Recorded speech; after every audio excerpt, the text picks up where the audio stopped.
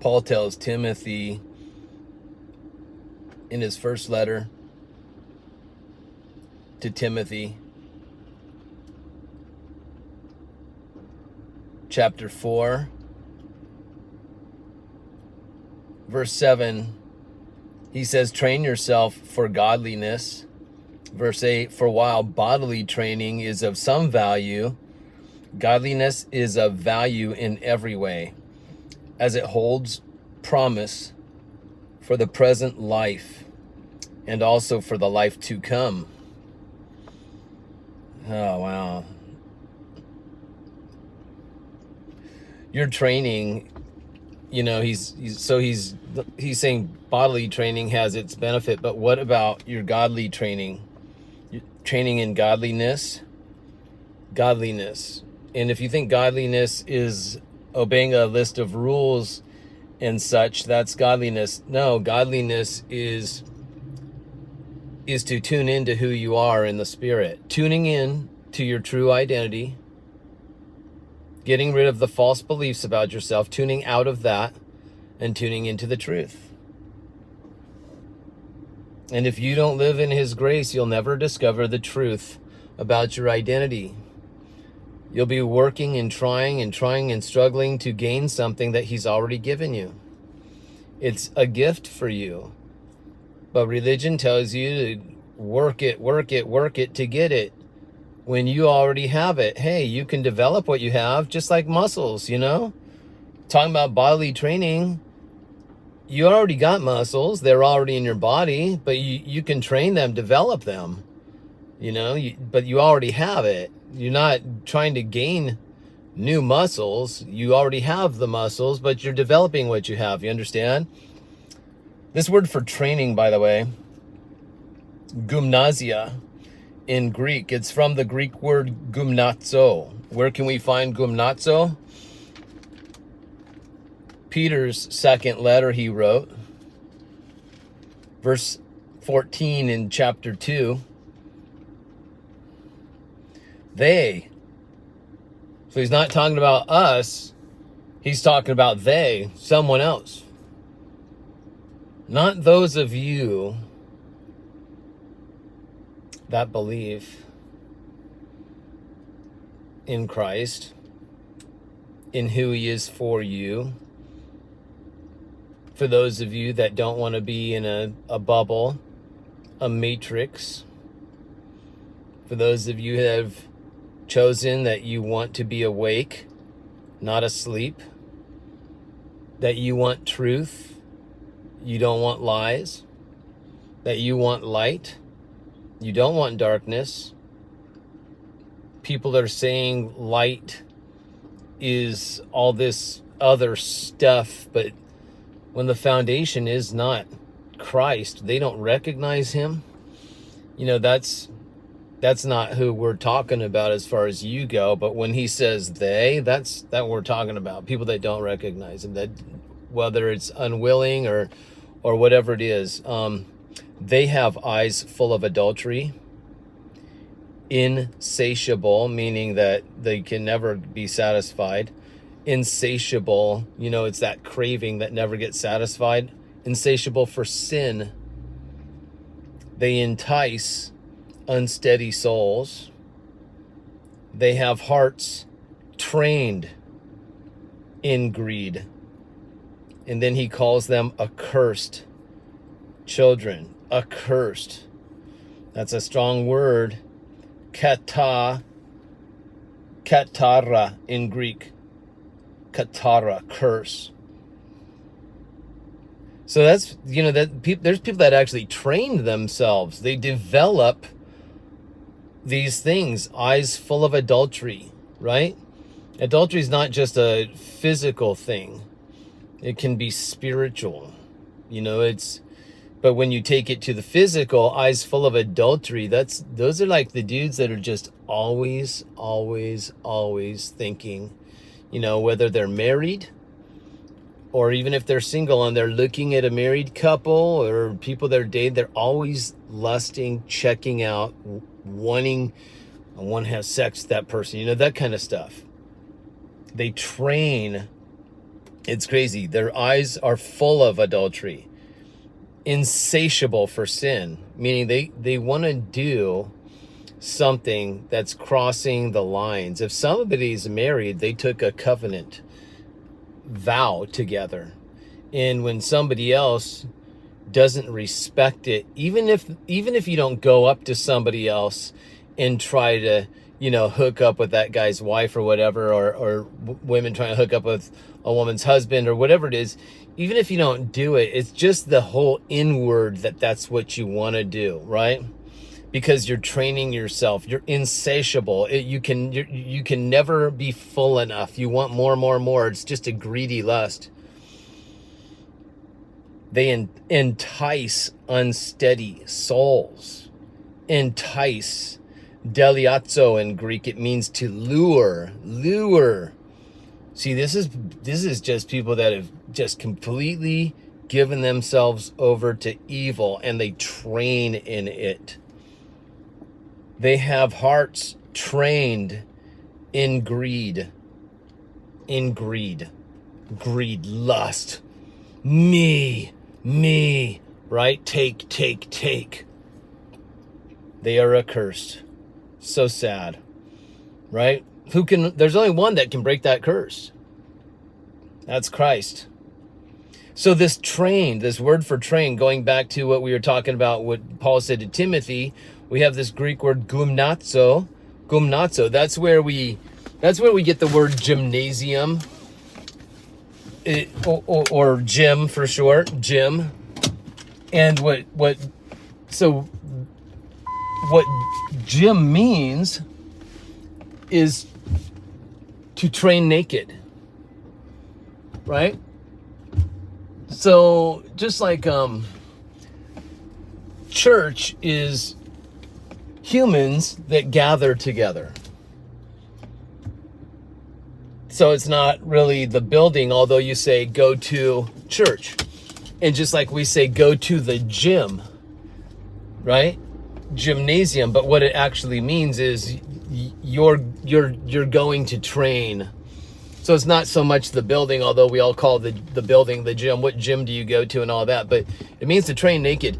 And now here's what I don't want you to do. I mean, you probably already are, and that's okay, because when you hear the word naked, you start thinking about, well, people don't run around naked in the gym. And is the Bible talking about, literally training naked? Did people train completely naked back at some time? I don't know. Maybe. I mean, I've heard it. But whether they were completely naked or not, when you think about nakedness, you think about being stripped bare.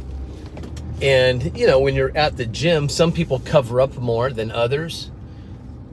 And some people wear lighter clothing for reasons, maybe they, you can guess all kinds of things. Oh, they're just trying to show off their bodies. Oh, they just, this and that. They want people to want them. That's just you reading into it. Assuming what somebody else is thinking. Or assuming why somebody else is doing something. You can't, you can try to guess other people and assume all you want, but most likely you could be wrong. You don't know. Like me, I don't like to wear a bunch of heavy clothing when I'm exercising. I do like to see. Sometimes I like to look and see how the muscle's working, but I also don't feel good with a bunch of clothing on when I'm in the gym, because I get really hot. Why am I going to cover up? And so I like to dress lightly. And you could say, well, you're just trying to show off something, and assuming that, but that's not necessarily the truth. Let me give you a spiritual, for instance.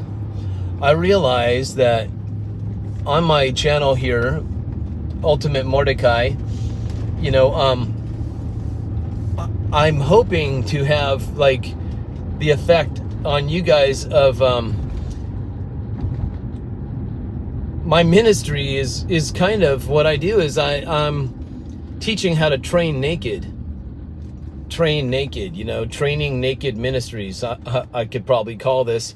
And that word naked might trigger people in a certain way, but honestly, it's not to entice you or give you a word to trigger you or anything like that. What it is it's to be open and bare yourself to everybody. And listen, like at the gym, I'm not actually in the physical going to I'm not working out physically completely naked, but you know, when you are in that environment working out, the place that we call gym,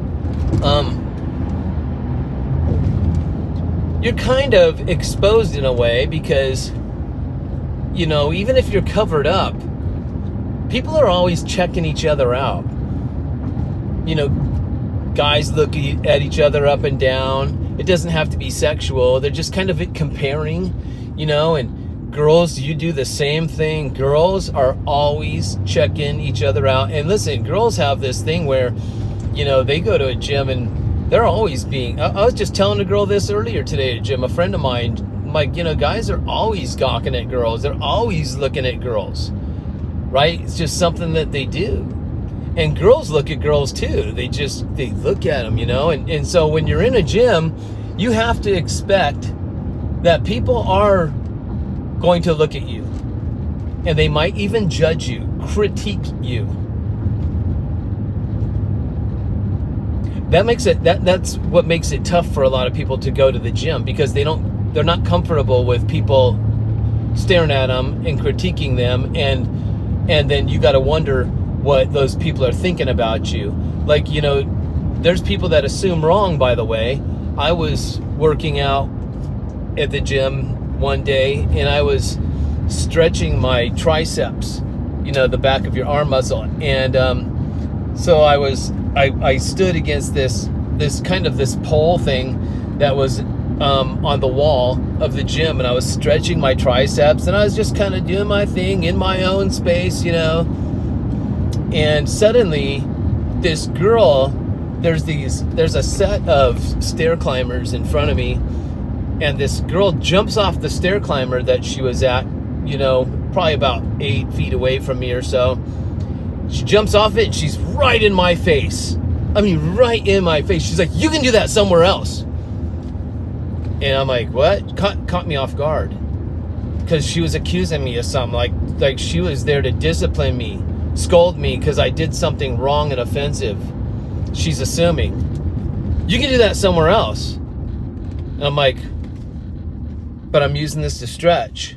And she's like, "Yeah, you can go somewhere else and do that." And I'm like, that's very strange, I'm thinking in my head. And I didn't answer her. And then she went back to the stair climber and jumped on it. And I'm like, whoa, what kind of energy is that girl carrying around? What's going on in her head?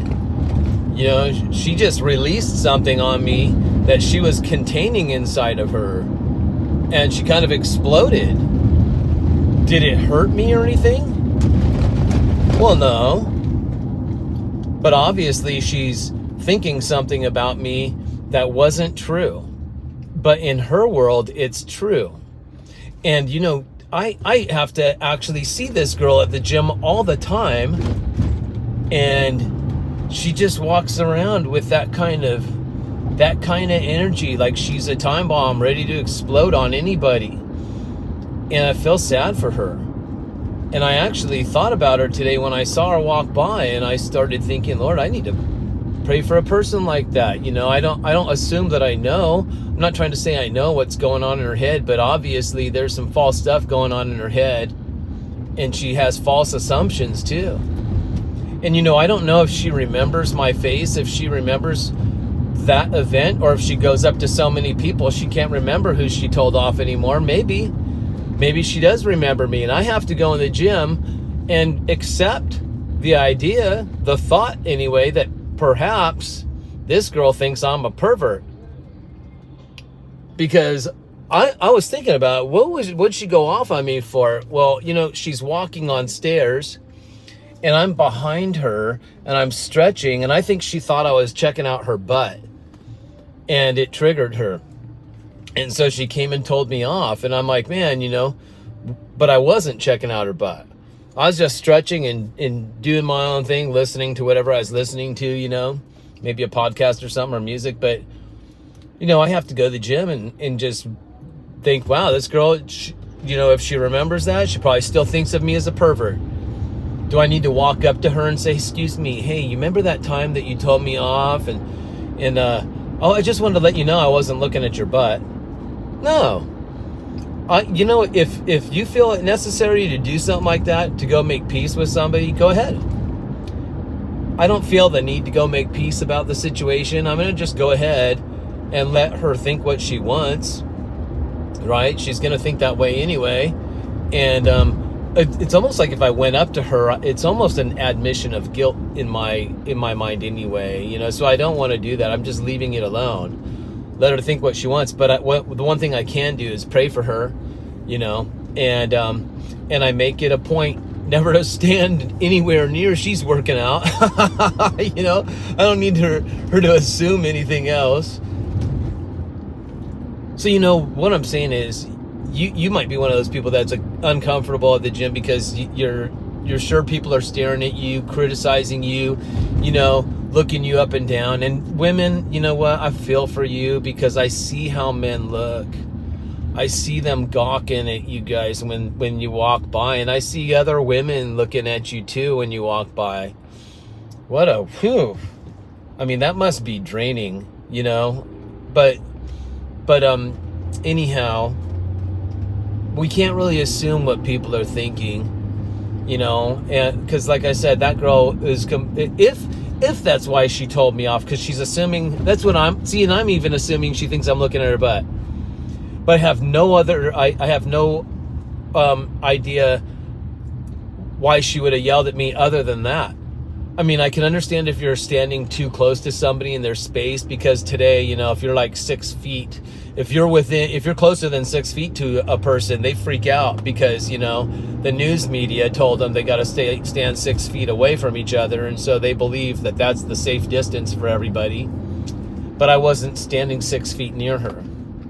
I was further away than that. So I don't think she thought I was standing too close. I think she thought that I was looking at her butt. I'm very sure of that. But, you know, here's the thing, you guys. Why I was saying this is like a training naked ministries. I mean, if I had a ministry, some people call their ministries, you know, like royal training ministries, royal family ministries, you know, stuff like that, which is good, you know. Learning that you are royalty. You're a son and daughter of the king. That makes you royalty. Awesome. But training naked ministries, you know, you hear people that, you know, go to church, and even Jehovah's Witnesses, they all do it. They got confessional, right? Got to confess your sins to one another. And so they go to somebody to confess the bad stuff that they've done. And they say the Bible says to confess sins among one another. So you're thinking, yeah, I got to do that. I got to confess my sins to people and tell them what a bad person I've been, and maybe even get judged for it and, you know, disciplined. Jehovah's Witnesses excommunicating you, shunning you, you know, when you confess the stuff you've done. And, you know, here's the thing, you guys. They all got it wrong. If that's the way you live, that's how you want to do things, that's for you. But, you know, if people are truly there for you and they really truly have Christ, and they know that gathering together with each other is about encouraging and building each other up, not there to tear each other down, but to actually build each other up, you know, strengthen one another, because we all have weaknesses and we are all battling things. And there's every one of you, including me, has at least one thing we hope nobody else ever knows about us, whether it's spiritual, whether it's mental, whether it's emotional, whether it's physical. There's something you hope that never gets exposed about you. We all have that. And if you say, well, not me, actually, no, there's something, right? We all have our privacy. And there's a lot of things we're afraid that we'll get, you know, if we expose that one fault maybe that you're thinking of, if that comes to light, you know, people are really not going to like you, and they're going to judge you. You know, and that's what religion does. It teaches you to judge each other. And it teaches you, confess so that you can, be forgiven when you're already forgiven. You're already forgiven. You're not confessing to be forgiven. You're just sharing with others what you're dealing with so that they can know that, hey, I'm not alone. I'm dealing with stuff too. And maybe it's not the same exact thing, but if they have a mind of Christ, they will know not to look at you and point out the speck in your eye, because they'll have to realize, well, hey, if I start doing that, I'm going to have to look at myself and realize I have a log in my own eye and they got a speck, right? Because you're finding fault with somebody else and not seeing that you got your stuff that you're dealing with too. So training naked is, it's a spiritual thing. And it's being able to be open around other people that you trust. And you can't just be that way around anybody, because there's a bunch of blabbermouths too that can't wait to spread the gossip about you. And I hate that, man. I was raised around gossip. The Jehovah's Witnesses, man, all the ones I knew, is just like a bunch of gossip crew. Some people were a little bit better about not gossiping, but there were others that were full of gossip. And I grew up in a family of gossip, right? Not only just gossiping about everybody else, but even gossiping about each other, trying to destroy each other, tear each other down so they can be better than you, and I think gossip is just a thing where people deep down, they just are hoping that other people have problems too, because they know they themselves have problems and they don't want to be alone in this world. So they gossip about others, spread malicious things about other people, but it's just their way of making themselves feel better, comfortable that other people have problems too. It's a psychological thing, and I don't want to go too deep on that. But, training naked, I want to have this ministry. So, whether we all meet together someday or not, or you just watch my videos, but if you make comments, if you email me, I just want to be open with you guys. And I hope you're open with me too. And I hope that this can be a place of trust, that if you do contact me, you can trust that I'm not going to spread your stuff around to hurt you and have maliciousness in me, and I think I had a little bit of that in the past, a little bit of who knows why, but you grow up, you get over things, you mature a bit. And now I just want to be able to, help strengthen one another and be real with you guys. I was talking to a girl at the gym today, and I told her stuff that I deal with. Right. And I even told her some stuff about my past that I did, that I, was some wrong things. Oh, and it wasn't to brag, hey, look at what I got away with. No, it was just showing, we all have our stuff and we have our memories. And sometimes we hold these things against ourselves, or we learn from things. And there's a reason. So I was telling her there's a reason why I train my eyes. I'm like, when I'm in the gym, I actually train my eyes not to gawk at women. And I'm not just physically training in the gym. Bodily training has its benefits, but when you are actually training the inward, your soul, right? Your spirit is your helper. So your spirit's there to train your soul, because your soul has a way of thinking, right? It's called psychology, right? Suke, logi. Suke is the soul. Logi comes from the word logos in Greek, which is word, right? So the soul's words and the soul's thinking, the stuff that's in there that sometimes comes out of you, but it's in there first. Suke, logi, right? It's the logic of the soul, the way the soul thinks. So I'm trying to get my soul to think in tune with the spirit, who my true identity is, so I can get that in alignment, right? So there's training. When I'm in the gym, there's more than just physical. There's a lot of spiritual going on too. And I'm always having this conversation with God. Even if I'm listening to other stuff, I drift off so much because I start talking to the spirit, the spirit in me, communicating, learning all the time. And so I want to train my eyes. I don't want my eyes to train me. I want to train my eyes not to be doing that to people. You know, especially women, checking them out, you know, because people do that to them all the time. So I want to control that, and I feel good about it when I do it. Not self-righteous. I just feel good about it, you know. So anyway, that, you know, and I think that's good, is to be able to be open about things. And you know what? Even if people take your openness and go spread it around, so be it. So be it. You know, sometimes you got to learn who to talk to, who to not talk to. But you know what? Don't be afraid of people judging you. They're going to anyway, no matter what. You'd have to change everybody, and that's not your job, right? Work on you, and then be a light. Be a good example out there. And if others learn from you, awesome, right? But remember, they're not to follow you. They're to follow Christ, and Christ leads them.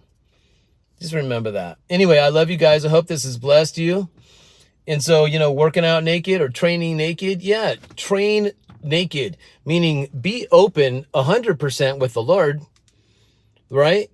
Be open with him. Don't hide from him. You don't need to be like Adam and Eve, who took things and fig leaves and sewed it, made clothing out of it because they looked at themselves and found themselves naked.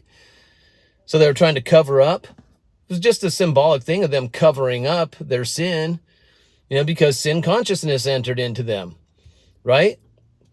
But you and I, we're righteous conscious. That's entered into us. So we're open and exposed before the Lord, because no matter what, we're righteous, right? So if you've done sin and you have this stuff that you're dealing with, just know that you're righteous. You're righteous. You're dealing with some things that are really warring against you and hurting and all that, but you are declared righteous. Otherwise, Jesus wouldn't be raised from the dead, because Romans 4:25, he says he was raised on account of God declaring you righteous.